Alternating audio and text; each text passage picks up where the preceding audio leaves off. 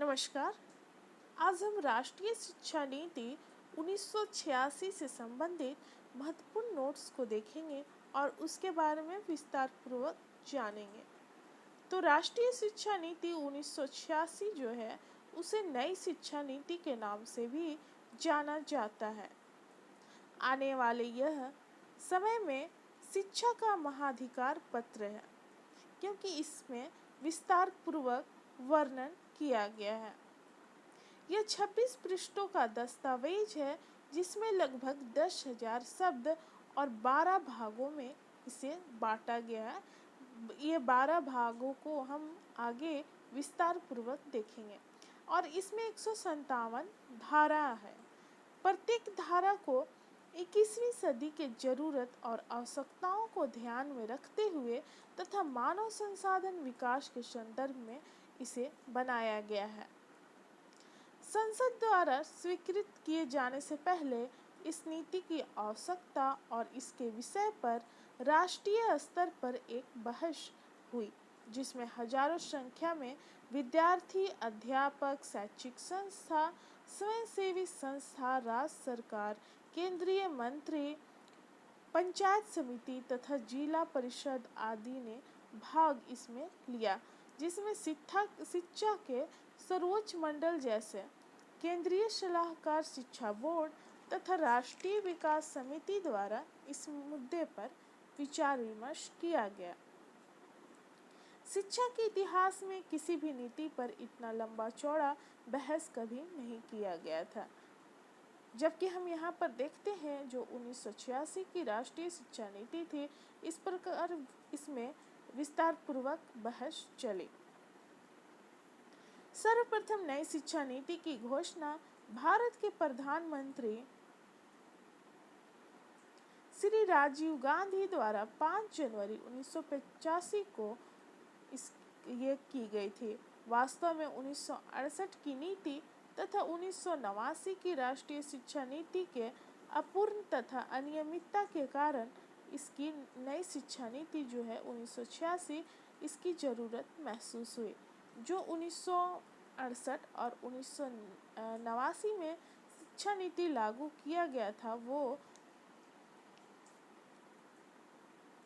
अपने उद्देश्य को पूरा करने में असफल रही। राष्ट्रीय शिक्षा नीति लोकसभा द्वारा 8 मई को जबकि राज्यसभा द्वारा 13 मई 1986 को पास की गई और अगस्त 1986 में संसद ने नई नीति को व्यवहारिक रूप देने के लिए कार्य योजना में स्वीकृति प्रदान की। इस प्रकार इसको 12 भाग में बांटा गया जो राष्ट्रीय शिक्षा नीति 1986 है। तो ये 12 भागों को हम विस्तार पूर्वक देखेंगे। पहला है प्रस्तावना, दूसरा है शिक्षा का सार्वभौमिका, तीसरा है राष्ट्रीय शिक्षा पद्धति, चौथा है समानता के लिए शिक्षा, पांचवा है विभिन्न स्तरों पर शिक्षा का पुनर्गठन, छठा है तकनीकी तथा प्रबंधात्मक शिक्षा, सातवां है पद्धति को कार्यशील बनाना, आठवां शिक्षा की सामग्री तथा प्रक्रिया का नवीकरण, नौवां अध्यापक, 10वां शिक्षा का प्रबंध, 11 नंबर है संसाधन तथा पुनर्निरीक्षण और 12 है भविष्य। तो पहला देखेंगे प्रस्तावना। राष्ट्रीय शिक्षा नीति 1986 की प्रस्तावना में यह स्वीकार किया गया कि राष्ट्रीय शिक्षा नीति के व्यापक प्रभाव के कारण 10+2+3 की शिक्षा संरचना को स्वीकार कर लिया गया तथा प्राथमिक शिक्षा में 90% बच्चों को उपलब्ध कराया गया। माध्यमिक स्तर की शिक्षा में विज्ञान और गणित विषय को अनिवार्य बना दिया गया। उच्च शिक्षा में सुधार किए गए तथा देश में जनसंख्या वृद्धि को कम करने का प्रयास किया गया तथा स्त्रियों की शिक्षा पर ज़्यादा ध्यान दिया जाने लगा। ये इसकी प्रस्तावना है राष्ट्रीय शिक्षा नीति 1986 की। वर्तमान तथा भविष्य की चुनौती का सामना करने के लिए नई शिक्षा नीति तैयार कर क्रियान्वित किया गया। इसमें हम देखेंगे कि 10+2+3 की शिक्षा संरचना को स्वीकृति मिला और जो प्राथमिक शिक्षा में 90% बच्चे वहाँ पर बच्चों को उपलब्ध होना जरूरी है और यहाँ पर देखिए कि माध्यमिक स्तर की शिक्षा में विज्ञान और गणित को अनिवार्य विषय बनाया गया और उच्च शिक्षा में सुधार भी किया गया और देश में जनसंख्या वृद्धि को कम करने का प्रयास किया गया और स्त्रियों की शिक्षा पर ज़्यादा इसमें ध्यान दिया गया और वर्तमान के साथ साथ भविष्य की चुनौतियों को देखते हुए इस शिक्षा नीति को तैयार किया गया। अब दूसरा नंबर देखेंगे, शिक्षा का सार भूमिका। सार तथा भूमिका क्या है? शिक्षा की भूमिका किसी राष्ट्र की बहुमुखी विकास करना होता है, क्योंकि शिक्षा के आधार पर ही लोग शिक्षित होते हैं और जब लोग शिक्षित होंगे तो राष्ट्र का भी विकास होगा। अतः शिक्षा सभी के लिए अनिवार्य है। शिक्षा लोगों को सुसंस्कृत बनाता है। यह लोगों में सामाजिक भावना विकसित करती है, जिससे धर्मनिरपेक्ष तथा जनतंत्र का विकास होता है। अगर लोग शिक्षित होंगे और उस कंट्री में बहुत सारे धर्म हैं तो वो धर्मनिरपेक्षता का पालन करेंगे और सभी धर्म को मानेंगे, एक दूसरे के धर्म का रिस्पेक्ट करेंगे। यह जनशक्ति का भी विकास करती है, जिससे राष्ट्रीय आत्मनिर्भरता की पूरी गारंटी बढ़ जाती है। इसलिए यह शोध और विकास को फलने फूलने में एक आधार भी प्रदान करती है। अगर लोग शिक्षित होंगे तो वो आत्मनिर्भर बन सकते हैं, वो दूसरे पर निर्भर नहीं रहेंगे, अपना काम खुद करेंगे और इससे राष्ट्र में सुधार भी होगा। अगला नंबर है राष्ट्रीय शिक्षा पद्धति। राष्ट्रीय शिक्षा से अभिप्राय है कि सभी विद्यार्थियों को जाति, स्थान या लिंग का भेदभाव किए बिना गुणकारी शिक्षा प्राप्त करने का अधिकार है। यानी कि राष्ट्र के सभी बालक बालिका में किसी तरह का भेदभाव नहीं किया जाएगा, वो किसी भी जाति से हो या किसी भी लिंग के हो या किसी स्थान से वो बिलोंग करते हो, तो उनको समान शिक्षा प्रदान करने का अधिकार है। राष्ट्रीय शिक्षा नीति समान शैक्षिक रचना पर विचार करती है, जिसमें देश के सभी वर्गों में 10+2+3 प्रणाली को स्वीकार कर लिया गया है। 10 का अर्थ है 5 वर्ष प्राथमिक शिक्षा और 3 वर्ष उच्चतर प्राथमिक शिक्षा और 2 वर्ष हाई स्कूल शिक्षा का है। +2 का अर्थ है 2 वर्ष सीनियर सेकेंडरी के और +3 का अर्थ है BA BC BSc यानी त्रिवर्षीय कॉलेज का पाठ्यक्रम। यहाँ पर आपका 10 का अर्थ हुआ यानी 5 वर्ष तक प्राथमिक शिक्षा लेंगे 5वां क्लास तक, और फिर यहाँ पर 3 वर्ष जोड़ा गया है तो 8 क्लास आपका आ गया उच्चतर प्राथमिक शिक्षा और फिर यहाँ पर 2 वर्ष बताया गया है हाई स्कूल का शिक्षा, तो 10 क्लास हो जाएगा पूरा।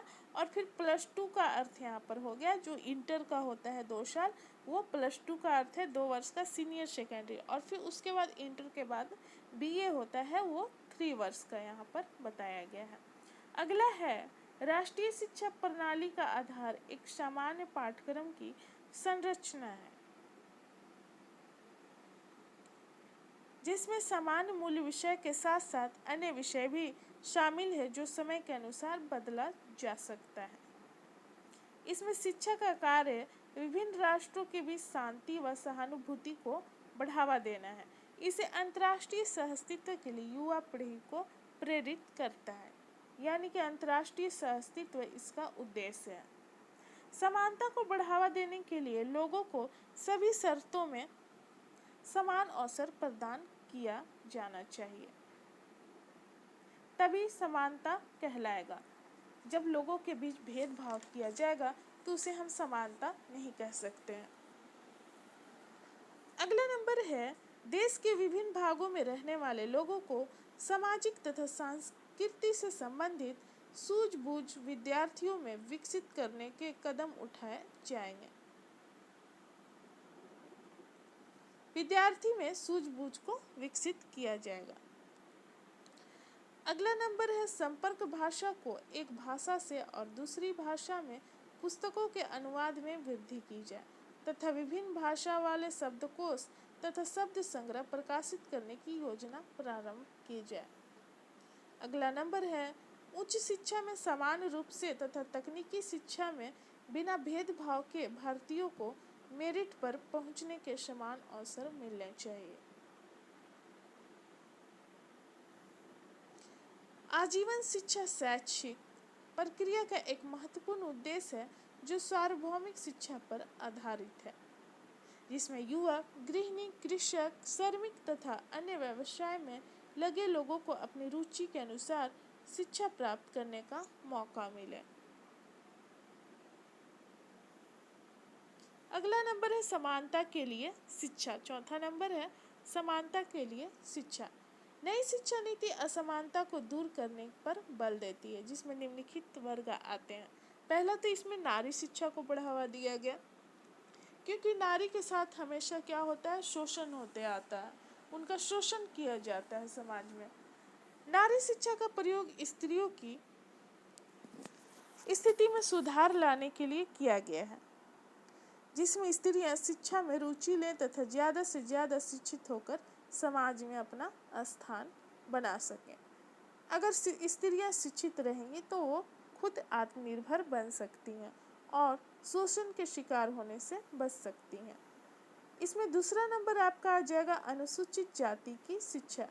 इसके लिए भी विभिन्न उपाय किए गए हैं। इसमें ए नंबर है निर्धन तथा दरिद्र परिवारों को अपने बच्चों को नियमित रूप से स्कूल भेजने के लिए प्रोत्साहन दिया गया, यानी कि जो फैमिली है, बच्चे के जो फैमिली है, उनको हमेशा मोटिवेट किया गया ताकि वो अपने बच्चों को स्कूल भेजने में हिचकिचाहट महसूस ना करें।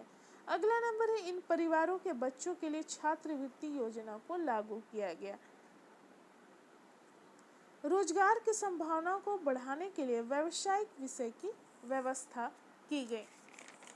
अगर व्यावसायिक नॉलेज उनको विषय पढ़ाया जाएगा तो उससे नॉलेज बढ़ेगी और वो खुद आत्मनिर्भर बन सकते हैं।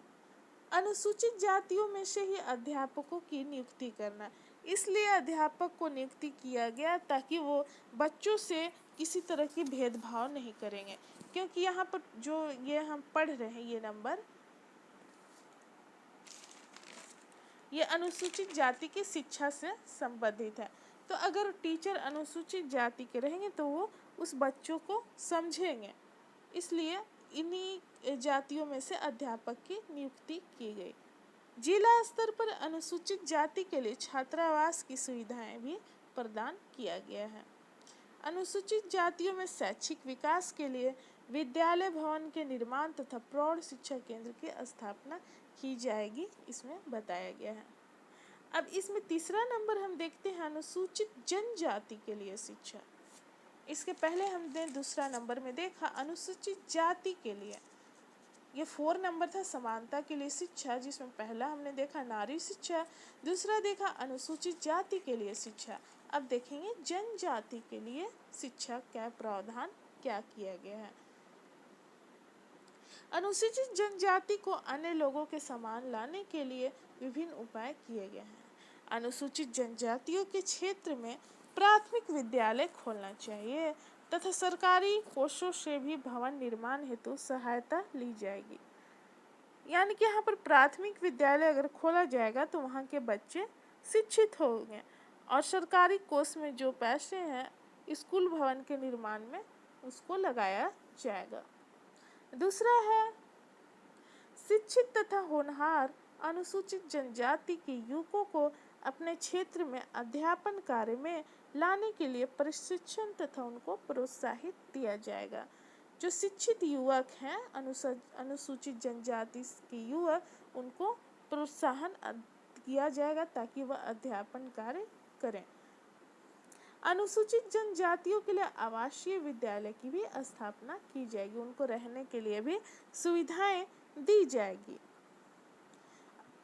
पढ़ाने के साथ साथ उनको रहने का भी सुविधा दिया जाएगा। अगला नंबर है अनुसूचित जनजातीय लोगों की समृद्धि, सांस्कृतिक पहचान और उनकी रचनात्मक प्रतिभा के प्रति जागरूकता पैदा करने के उद्देश्य से शिक्षा के सभी स्तरों पर पाठ्यक्रम का निर्माण किया जाएगा। अब हम अगला नंबर 4 नंबर देखते हैं। 3 नंबर हमने देखा अनुसूचित जनजाति के लिए शिक्षा। अब है शिक्षा की दृष्टि से पिछड़े और जो अन्य वर्ग आते हैं उनके लिए शिक्षा का क्या प्रावधान किया गया है, उन चीज़ों को हम देखेंगे। शिक्षा की दृष्टि से पिछड़े समाज में सभी वर्गों को विशेष रूप से जैसे ग्रामीण क्षेत्र में प्रेरणा की स्रोतों की व्यवस्था की जाएगी, जिससे पहाड़ी तथा मरुस्थलीय अगम्य क्षेत्रों में संस्थाओं के निर्माण के लिए उचित सामग्री उपलब्ध कराई जाएगी, ताकि वहाँ के लोग शिक्षित हो सकें। लोगों को प्रेरित भी किया जाएगा, प्रोत्साहन भी किया जाएगा शिक्षा ग्रहण करने के लिए। अगला नंबर है अल्पसंख्यक वर्ग। इनकी संख्या कम होती है। कुछ अल्पसंख्यक वर्ग शिक्षा से वंचित हो जाते हैं या फिर पिछड़े हुए रहते हैं। ऐसे वर्गों को शिक्षा में समानता तथा सामाजिक न्याय दिए जाएंगे, जिसमें संवैधानिक आश्वासन भी शामिल है, जो इन वर्गों को अपने शिक्षण संस्थानों के निर्माण व संचालन के लिए अपनी भाषा और संस्कृति को ताकि वह अपनी भाषा और संस्कृति को सुरक्षित रख सकें। अल्पसंख्यक समुदाय के जो लोग होते हैं उनकी संख्या कम होती है, तो ऐसी स्थिति में क्या होती है कि उनकी संस्कृति का खतरा, समाप्त होने का खतरा बना रहता है।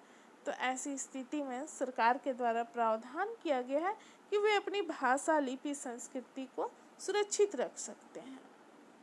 इसके लिए वो विभिन्न कार्यक्रम का भी आयोजन करते रहते हैं। विकलांग। नई शिक्षा नीति में शारीरिक तथा मानसिक रूप से विकलांग व्यक्ति के लिए कुछ प्रस्ताव रखे गए हैं, जैसे मामूली शारीरिक विकलांग व अन्य मामूली रूप से विकलांग व्यक्तियों को समान व्यक्ति के साथ शिक्षा दिया जाएगा। यानी कि समान व्यक्ति जो नॉर्मल बालक है और जो विकलांग बालक है, दोनों को समान शिक्षा दिया जाएगा, किसी तरह का भेदभाव नहीं किया जाएगा इनके बीच। गंभीर रूप से विकलांग बच्चों के लिए जिला मुख्यालय में हॉस्टल वाले विशेष स्कूल की व्यवस्था की जाएगी, ताकि वो वहाँ पर रहकर पढ़ाई करें। अगला नंबर है विकलांगों के लिए व्यावसायिक प्रशिक्षण देने के लिए समुचित व्यवस्था किया जाएगा, ताकि वो खुद आत्मनिर्भर बन सकें। विकलांग बच्चों की समस्याओं के समाधान के लिए अध्यापक प्रशिक्षण कार्यक्रम की व्यवस्था की जाएगी। अब अगला नंबर है प्रौढ़ शिक्षा। राष्ट्रीय शिक्षा नीति में प्रौढ़ शिक्षा के विकास के लिए भी विभिन्न व्यवस्थाएं उपलब्ध कराई गई है। प्रौढ़ शिक्षा को अधिक प्रभावशाली बनाया जाए, जिसमें गरीबी दूर करना इसका उद्देश्य है, राष्ट्रीय एकता स्थापित करना, वातावरण को सुरक्षित करना, लोगों की सांस्कृतिक रचनात्मक को क्रियाशील बनाना, छोटे परिवार के मापदंड को अपनाना तथा नारी शिक्षा को बढ़ावा देना इसका उद्देश्य है। 15 से 35 आयु वर्ग के लोगों की निरस्त्रता समाप्त करनी होगी, जिसमें केंद्र तथा राज्य सरकार, राजनीतिक दल, शिक्षण संस्था आदि के द्वारा विभिन्न साक्षरता कार्यक्रम कराने होंगे। प्रौढ़ शिक्षा के अंतर्गत क्रियाशील ज्ञान तथा शिल्प कार्यक्रम के प्रति जागरूकता पैदा किया जाएगा। इसमें 5वां पॉइंट है विभिन्न स्तर पर शिक्षा का पुनर्गठन। नई शिक्षा नीति में विभिन्न स्तरों पर शिक्षा के पुनर्गठन संबंधी महत्वपूर्ण व्यवस्थाएं हैं, जिसमें पहला नंबर है आरंभिक बाल्यावस्था की देखभाल व शिक्षा। इसमें यह बताया गया है कि निर्धन परिवारों की लड़कियां जिन्हें अपने भाई बहनों को संभालना पड़ता है, उन्हें विद्यालय जाने का अवसर मिलेगा तथा शिक्षा संबंधी कार्यक्रम बाल केंद्रित तथा खेल पर केंद्रित होंगे। यानी कि बच्चों के शिक्षण के साथ साथ उन्हें खेल संबंधी कार्यक्रम भी सिखाए जाएंगे, ताकि बच्चों का सर्वांगीण विकास हो। दूसरा नंबर है प्राथमिक शिक्षा। इसके अंतर्गत स्कूल छोड़ने वाले बच्चों की समस्याओं के समाधान पर ध्यान दिया जाएगा। क्या होता है कि कुछ बच्चे स्कूल कुछ दिन तक तो जाते हैं, लेकिन कुछ दिन पढ़ाई कर बीच में ही छोड़ देते हैं। तो इसमें पहला नंबर है 14 वर्ष तक के बच्चों को मुफ्त और अनिवार्य शिक्षा दिया जाएगा, जिसमें बच्चों की उपस्थिति में वृद्धि होगी। निःशुल्क रहेगी, तो क्या होता है कि गरीबी के कारण कोई बच्चे अपना पढ़ाई जारी नहीं रख पाते हैं, तो ऐसी स्थिति में मुफ्त शिक्षा देने का प्रावधान किया गया है। दूसरा नंबर है बाल केंद्रित विधि, जिसमें बच्चों की आवश्यकताओं को ध्यान में रखा गया है। और साथ साथ उनको अन्य चीज़ें भी सिखाई जाएगी। स्कूली सुविधाएं, जिसे ऑपरेशन ब्लैक बोर्ड के नाम से भी जाना जाता है, जिसमें प्राथमिक शिक्षा स्कूल सुधार के कार्यक्रम किए जाते हैं। प्राथमिक केंद्रों में आवश्यक सुविधाएं उपलब्ध कराई जाएगी, जैसे हर मौसम में काम आने वाले 2 बड़े कमरों की व्यवस्था होना चाहिए। आवश्यक खिलौने, ब्लैक बोर्ड, नक्शे, चार्ट एवं अन्य शिक्षण सामग्री उपलब्ध कराए जाएंगे। प्रत्येक विद्यालय में कम से कम 2 शिक्षक, एक पुरुष और एक महिला शिक्षिका को नियुक्त किया जाएगा, ताकि बच्चे अपने समस्याएं रख सकें। क्या होता है कि जिस विद्यालय में महिला शिक्षिका नहीं रहती हैं, तो बालिकाएं अपनी समस्याओं को बताने में हिचकिचाहट महसूस करती हैं।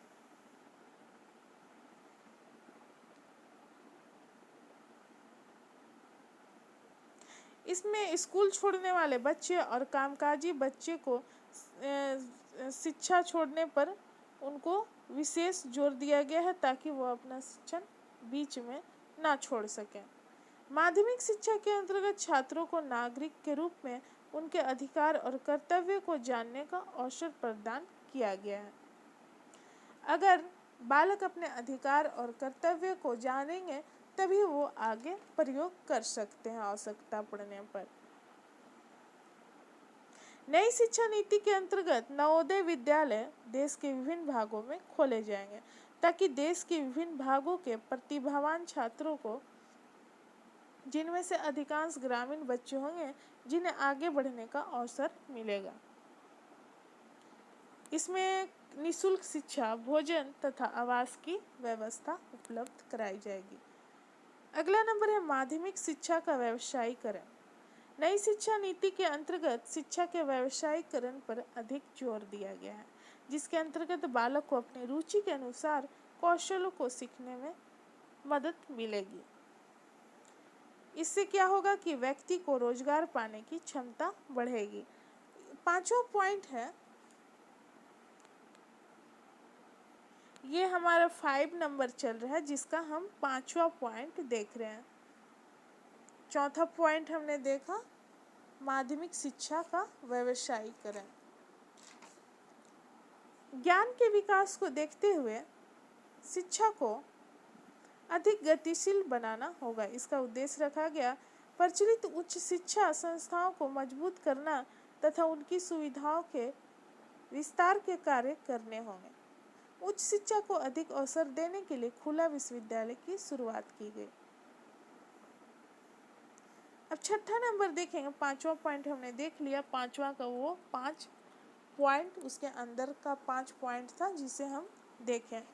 अब हम 6ठा पॉइंट देखेंगे। इसमें तकनीकी तथा प्रबंधन शिक्षा पर जोर दिया गया, जिसमें स्कूली शिक्षा कंप्यूटर से संबंधित कार्यक्रमों को बढ़ावा दिया गया। दूरस्थ शिक्षण प्रक्रिया के माध्यम के प्रयोग द्वारा अधिक से अधिक लोगों को तकनीक तथा प्रबंधनात्मक शिक्षा के योग्य बनाया गया। इसमें स्त्रियों के हितों के लिए आर्थिक व सामाजिक स्थिति के कमजोर वर्गों के शरीर से विकलांग वर्ग उपयुक्त तकनीक शिक्षा का प्रशिक्षण तथा निर्माण किया गया। स्त्रियों और विकलांगों को विशेष प्रावधान, इसमें प्रावधानिक सुविधाएं दी गई। पद्धति को कार्यशील बनाना, 7 पॉइंट है, पद्धति को कार्यशील बनाना। इसमें विभिन्न योजनाओं को शामिल किया गया। पहला नंबर है बेहतर तरीके से पढ़ाने वाले अध्यापकों को बढ़िया वेतन और सुविधाएं देने का प्रावधान किया गया। दूसरा, शिक्षण संस्थाओं को बेहतर और सुविधापूर्ण बनाया गया। तीसरा, शिक्षा व्यवस्था में विभिन्न कार्य प्रस्तुत किए गए, जिसमें शिक्षकों को पढ़ाना, सभी विद्यार्थियों को पढ़ना इसका उद्देश्य रखा गया। 8वां पॉइंट है शिक्षा की विषय वस्तु तथा प्रक्रिया का नवीनीकरण। टोटल 12 पॉइंट है हमारा। शिक्षा की विषय वस्तु तथा प्रक्रिया का नवीनीकरण करने पर ध्यान दिया गया। इसमें सांस्कृतिक परंपरा को बनाए रखने के लिए और उसे आगे ले जाने के लिए अध्यापकों का सहयोग आवश्यक था। दूसरा, मूल्यवत शिक्षा की व्यवस्था करना, जिसमें छात्रों में नैतिक मूल्यों का विकास हो, सामाजिक तथा नैतिक मूल्यों का विकास हो। भाषा विकास से संबंधित शिक्षा नीति सुदृढ़ता से लागू करना इसका उद्देश्य था। गुणात्मक पाठ्यपुस्तक उपलब्ध कराना तथा पुस्तकालयों में सुविधा और सुधार करना। ऐसी शिक्षा व्यवस्था करना जो लाभदायक और जानकारी पूर्ण हो और लोगों को जागरूक करे। गणित की शिक्षा को पूर्ण निर्धारण किया जाएगा। खेल तथा शरीर शिक्षा को अनिवार्य विषय बनाया गया। मूल्यांकन तथा शिक्षा प्रणाली में सुधार किया जाए, इसका उद्देश्य रखा गया। अगला पॉइंट है अध्यापक। अध्यापक के विषय में यह प्रावधान किया गया कि शिक्षकों के सृजनात्मक तथा उनके रचनात्मक गुणों को प्रेरित करने में सहायक सिद्ध हो, ऐसा गुणों का विकास करना होगा, जिसमें अध्यापक से लेकर स्थानांतरण मार्गदर्शिका तैयार की जाएगी। अतः शिक्षकों की भूमिका शैक्षिक कार्यक्रम के नियम बनाने तथा संचालन में होगी। शिक्षक की भूमिका ये होगी कि वो शैक्षिक कार्यक्रम का निर्धारण करेंगे, जिससे बालक अपने सर्वांगीण विकास कर सकें। शिक्षा का प्रबंध, 10वां पॉइंट है शिक्षा का प्रबंध।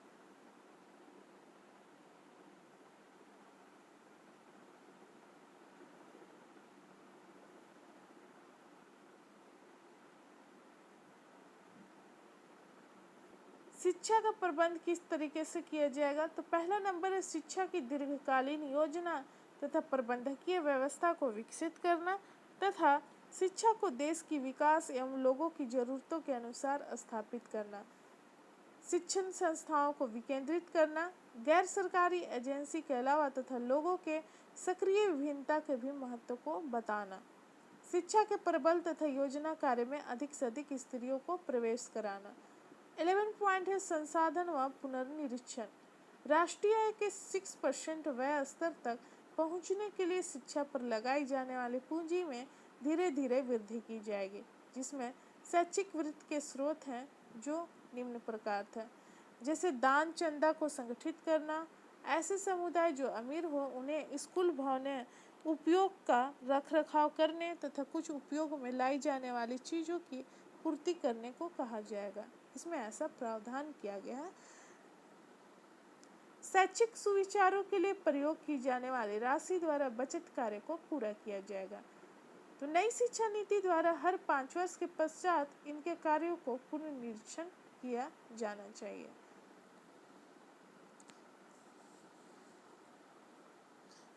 जिन्हें कार्य सौंपा गया था उसको 5 वर्ष में पुनर्निरीक्षण किया जाना, ऐसा प्रावधान किया गया है।